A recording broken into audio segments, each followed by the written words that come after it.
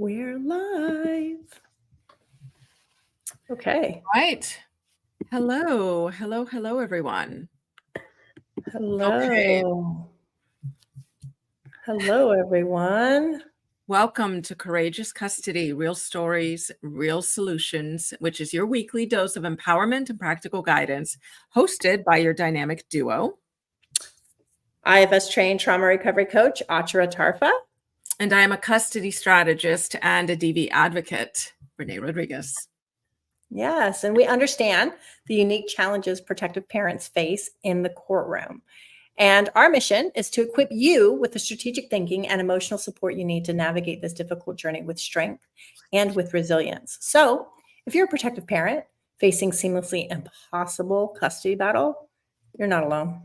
So every Thursday at 7 p.m. Eastern, we're going to go live on YouTube, Instagram, and Facebook, bringing you real stories. So you're going to hear stories about courageous parents who have walked in your shoes and emerged victorious in big ways and small.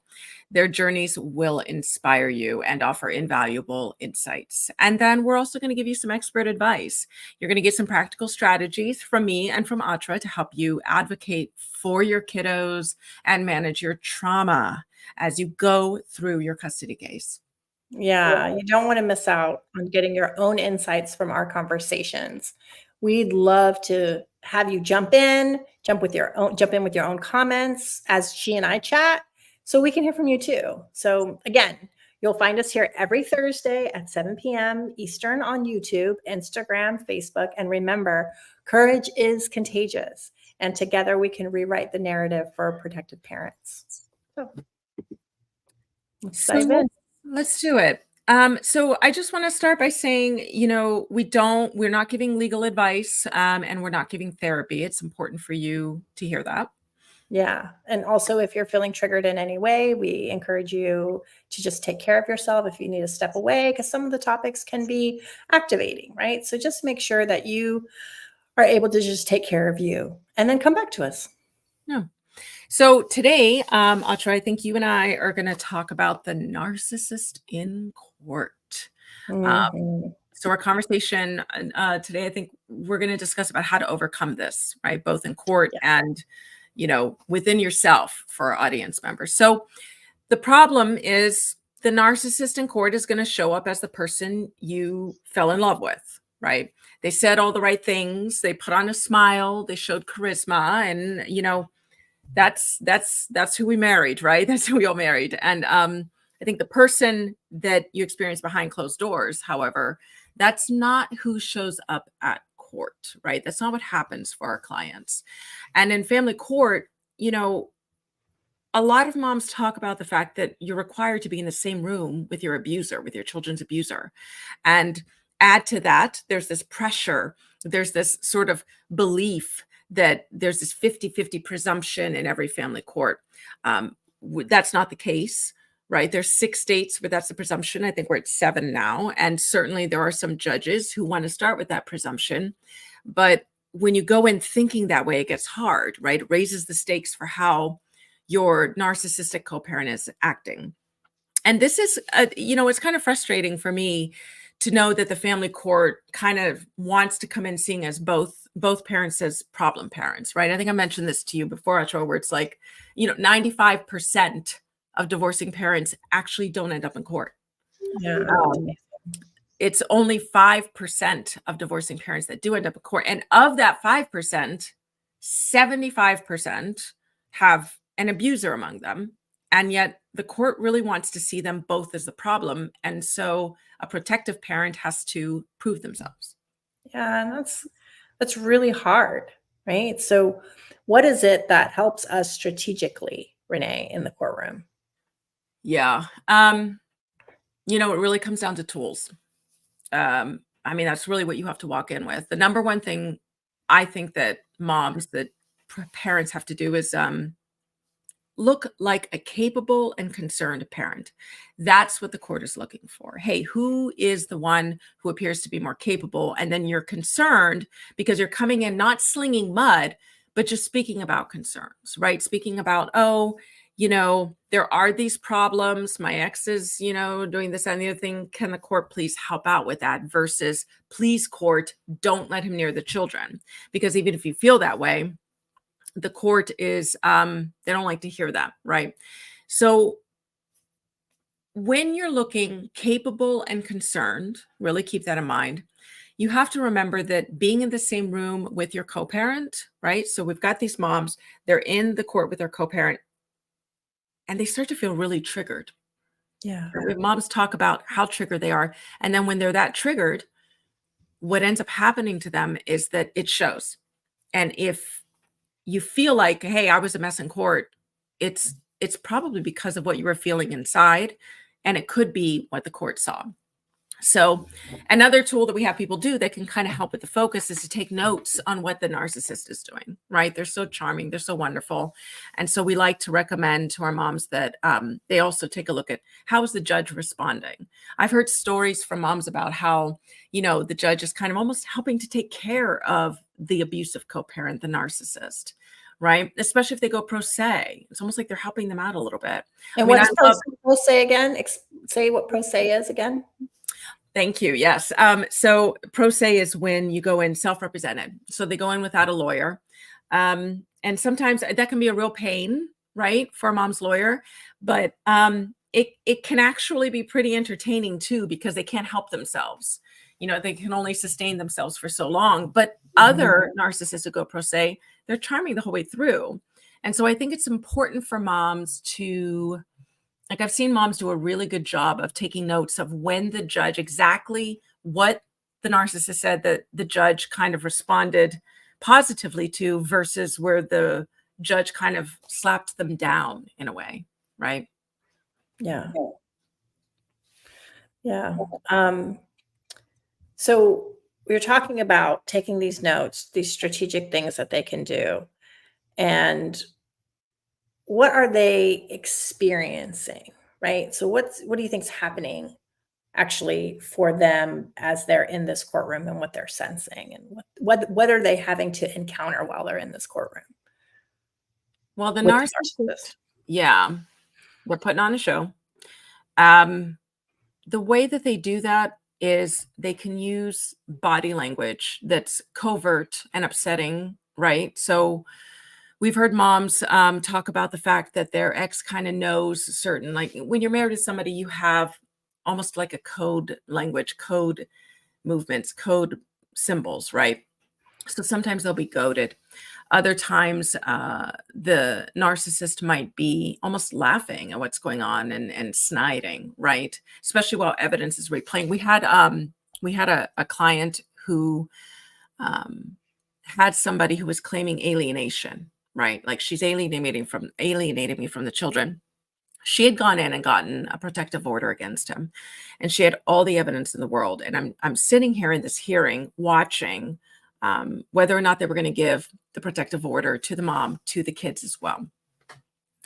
And she's playing the evidence, and she's got all this evidence. She's got witnesses. She's got a bunch of people coming in and saying, these are the things that happened. So the court clearly sees who he is.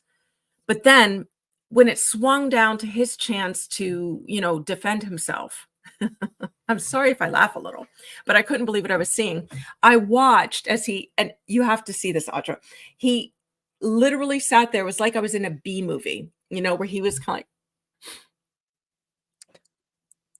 like, Judge, it's just, I know I wasn't at my best, but I really love my kids, and I know I can do better. And I'm not, and the funny thing is I'm actually not exaggerating. And that's what I thought. At first, I thought that was incredibly entertaining. And I thought, who is going to fall for this? But the judge did end up, giving her the protective order, but the children were not covered because of how often the court likes to think, well, a hurtful, violent person will hurt the adult, but they would never hurt their own children, right? So I watched this, and I'm just thinking, how hard must it be for this client to sit there and just observe this act that comes on and this act being taken in, right? I mean, there's a lot of other things that they'll do that creates problems. Our audience, I'm sure, has plenty of stories of what this looks like. A lot of them, a lot of their stories, it just feels like there's real doozies happening, right? But Mhm. I want to say that mindset is the key. When we work at the custody blueprint, we have 3 pillars: strategy, evidence, and mindset. And parents like to skim over the mindset piece, and I know you're with me on this one. The Yeah, truth is absolutely. that they're all 3 equal: strategy, evidence, mindset, right? Yeah, absolutely. You don't want to skip the mindset. I know you and I were talking, and we see this time and time again where in the custody blueprint, that is like one of the very first modules that we encourage them to go through. And we see so many sort of just go, oh, I'll get back to it. I'll do that later. But when you're preparing, your mindset is so key to give you clarity. It's just as important as the strategy itself because it impacts your strategy. When we are operating from a place of clarity, that lends to your strategy, right? And clarity is only accessible when we have access to our prefrontal cortex. And our prefrontal cortex is really basically shut off or cut off from us when we're in our emotions, which is our limbic system, or we're operating from survival mode, which is our mammalian brain taking over, right? It's really just all I can do every day is eat, sleep, make sure my kids are clothed and off to school, and then I'm in the bed the rest of the day because you're just in survival mode. And when we're in that mammalian brain or when we're in our limbic system and just only our emotions, we don't have access to that reasoning, that logic, that prefrontal cortex, and all of that plays into whatever narrative opposing counsel and their client is trying to say about you, that you're too emotional, that you're mentally all of those things. And so we need to have a clear mindset so that that can impact a clear strategy to help us win in court. Yeah, I agree. It's the type of thing where you're going to be so deeply affected by that, especially when you see the court kind of jumping in on it, it feels like, right? Absolutely. Like you were saying earlier, right? If somebody felt like they were a mess, like, oh, I felt like I look like a mess in court. And sometimes they are, right? Because we have that inner critic. Sometimes we talked about it in one of the episodes prior that they feel co opted, like often are co opted by what the Yeah. abuser says about them. So they have a negative, mindset towards themselves. Dr. Ramani's book that she's just recently come out with, she talks so much about how these women self abandon and Mhm. they've lost sort of their sense of who they are, and so they've just been just coercively controlled for so long.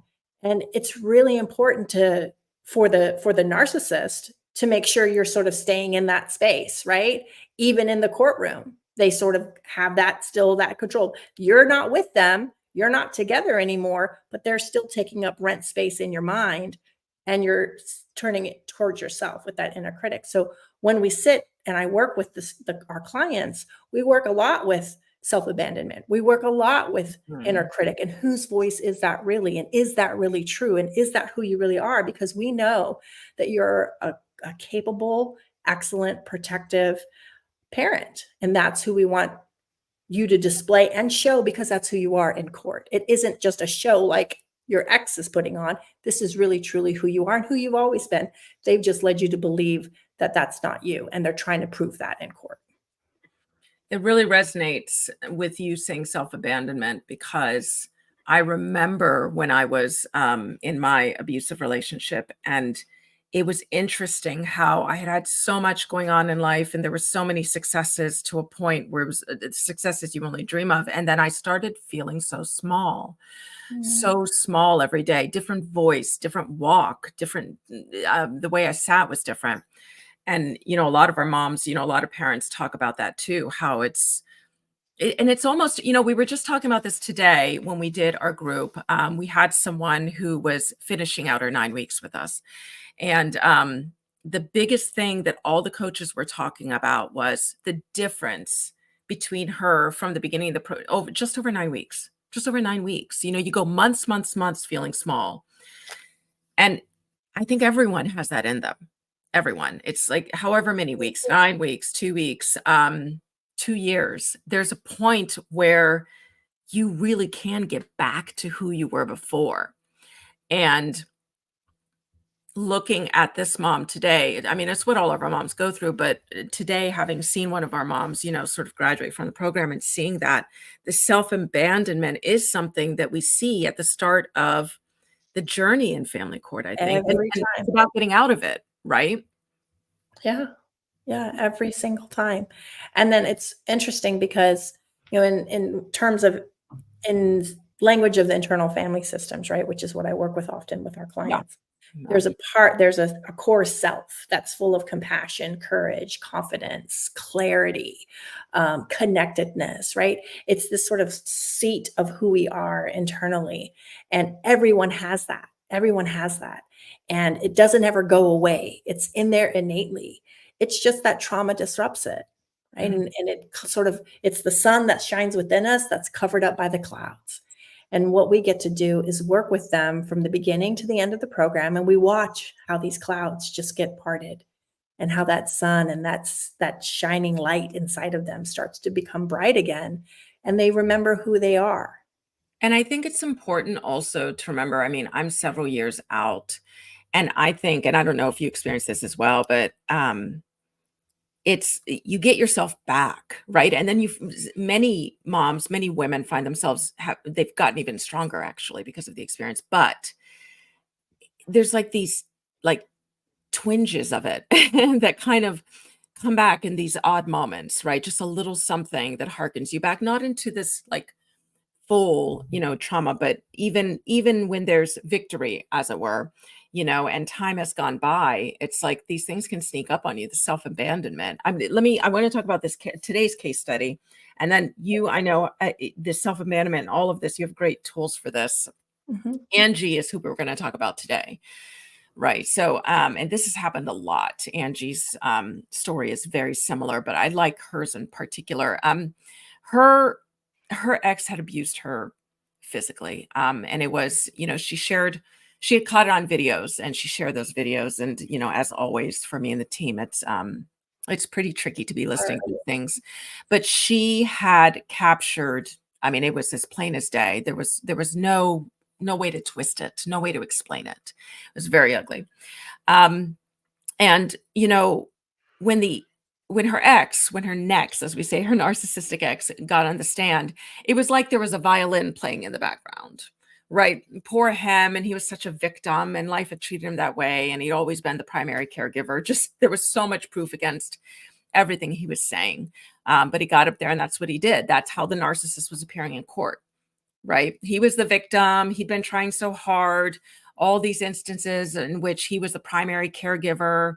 Um, and sometimes they use things which he did where there isn't really any proof against it, because who's documenting who's taking care of who in a marriage, right? So then that becomes he said, she said, right? But then they played the videos, and Atra, he was smirking while the videos were being played. And it's like, this isn't going to go well for him, right? So Now, and I want to be very clear because this is important. Because the narcissist has these moments that are charming or disarming, right? Even if they're sort of idiotic and making mistakes in court, there's something about this type of abusive personality that when they decide to find a moment to soften, and oh, the children, and I'm being kept from them, and that type of thing, even though they couldn't be bothered with the children, while they were married or with right. the other parent, there's something about that that can get through to the court. And so we never stop. We tirelessly are working to make sure that the protective parent, usually the mom, is on point. And Angie, she did this beautifully. She followed, I mean, basically she did the tapping, the emotional freedom technique tapping, which I always tell people, this is going to feel weird at first. It's going to feel very woo-woo, but do it. She took up meditation. I told her to do guided meditation because when you're in trauma, silent meditation can be, I find it to be a bit hard. Sure. Too much going on in your mind. She did nature walks. She also stayed social in a positive way. She didn't go out to vent and talk about her ex and the problems. She kind of chose her person to vent to. But she was documenting everything, everything, right? And I know I've talked in the past about, this new thing in on the internet I'm seeing where people are being advised to not document everything because it's tiring. And for me, it's like what I told Angie was, it is tiring. These are your children. And so she documented everything and organized as she went along, and it paid off. We made sure, so she was steady on the stand. She knew her truth, but how to be strategic about it, because we worked on the feelings of injustice with the court. We let that go, and we understood, here's what the court needs to hear to understand what's going on here, and that his little soft moments and his little he said stuff isn't real. It's just a performance, right? She won full custody all around. So I love that example. And you had worked with Angie. You gave her some tools, I know, that contributed to this, to just slow down and find her grounding when she went to court. And I know you talk so beautifully about that. Yeah, thanks. Before I say anything about that, I wanted to just mention that, you were saying she documented everything and she was organized about it. And we have to understand when our clients, when moms are going through this, they're in active trauma, Yeah. right? They're in active trauma. And when we're in active trauma, our sort of the part of our brain that keeps track of when everything's happening and what is happening when everything is happening can Mm, get affected. And so it's important to write everything down. It may yeah. be exhausting. There may be a part of you that's worn out by it, but it is a necessity. It is a tool that is going to help you later on, because it's very like so many moms I talk, and myself included, like when you come out of it, right? When it's finally sort of said and done, you feel like you lost time. And Mm, I really think that anybody who, even if you haven't been through, what our moms have been through, just think about COVID. The entire world, we all went through this big old pandemic of COVID. And how many people do you talk to and you go, oh, yeah, that's time. That's 2 years, 3 years. That just flew by. Like you feel like you lost time because it just was this bubble, this trauma that you were experiencing with the entire world. That's what our moms are going through. So it doesn't take much because of COVID. We all sort of kind of understand what it feels like to maybe lose time or not be able to sort of understand when things happen. So it's so important. I'm so happy you said that, to document everything in an organized way, because it's going to help you later on in the long run. And even when you talk about tools, even when you're out of it and you look back and you sort of read what you went through, you mm, know, it's helpful because you've got some space from it now. And you can sit there and look back at what you lived through yeah. and what you survived and Yeah. what you had courage to go through and what confidence you had. Like, it's just sort of like, I remember that girl. She did the best that she could. I remember that mom. What a courageous mom I was.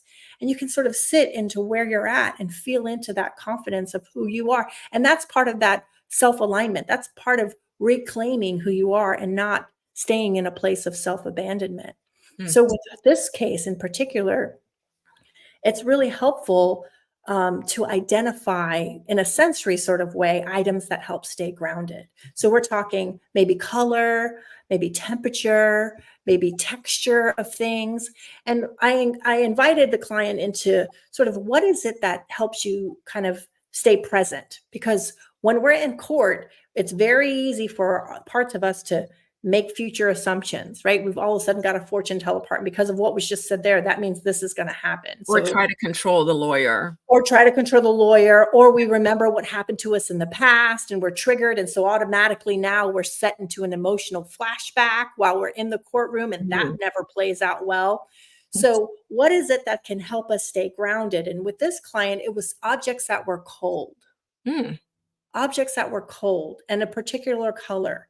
I believe for this one, it was purple. And so it was, okay, let's identify something. So she had an amethyst crystal, and it was like when she held it, it was cold, right? She could step out during break, put it to her face. And it mm, was something that kept her grounded and mm, centered and anchored as she was going through this. And you think of it as such a simple thing, but it's a huge impact on helping you stay present in the moment. So those cool objects, because when this is just our nervous system, when we're in that fight flight mode or whatnot, we can get flushed, right, with emotion, and it can make us hot and warm. And so cooled objects were helpful for her. And I also did parts work with this client. And one of the things that our moms are used to for a really long time, right, and when they enter into courtroom, is you have to sit there in silence while that other person is saying whatever they're saying. Yeah. And so that doesn't feel good, right? It didn't feel good being silenced when you were in the marriage. Certainly is not going to feel good being silenced when they're sitting there telling lies or their own narrative about you, and you have to sit there and be silent about it then. So it's very common that there are parts of us, whether they're, the parts of us that they're telling a story that they did something for the kid that they didn't do. And the mom part of us is like, hey, wait, that didn't happen. Or, they were abusive and they're denying the abuse. And so maybe there's a social justice part of you that's like, wait, no, that didn't happen. There's an angry part, whatever the parts come up. What I suggested with this client was, I know that you can't, have an outburst in court, right? But you can have a notepad and maybe get different colors with you. And whatever triggering thing happens, maybe write down the thought that you have. Whatever part, that's a lie, write that down. Identify that part of you that's saying it, give it a color, right? Oh, that didn't happen. Or, oh, I'm really sad right now. That really hurt me.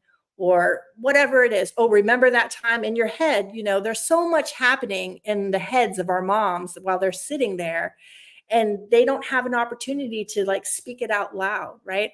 Or their attorney is really trying to pay attention to what's happening with opposing counsel and their client, and sort of that's where their focus is. So it's not like you can, every single time you're triggered, lean over and tell your attorney, right? So maybe just take a notepad, and whatever thoughts or emotions or sensations are coming up in you, write it down on your notepad. And it's helpful to use different colors. Those were two techniques that really were helpful for this client. So that's just a little bit of it. And you're not self-abandoning. You're giving voice, right, to what's happening inside. You're acknowledging it. You're writing it down on paper. You're getting some space from it. It's not like you're going, okay, just stop thinking like that. Stop thinking like that. Like, no, you're naming it and you're taming it right then and there. I was pretty happy when she won. Can't lie. So we had a few comments come in, and I think I responded to them. We just have people talking about their own experience with it. And it is unfortunately too common. Again, remember, if you're in court, then you're probably up against an abuser, right? So pretty much everyone who is in court is dealing with this. The protective parents are anyway, right? Yeah. But that's all for this week's episode of Courageous Custody.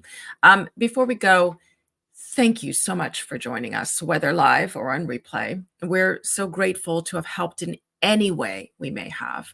Atra, I think, have some great takeaways for this week. Yeah, we do. We're letting them know, work on mindset. Don't skip that. Understand that impacts strategy.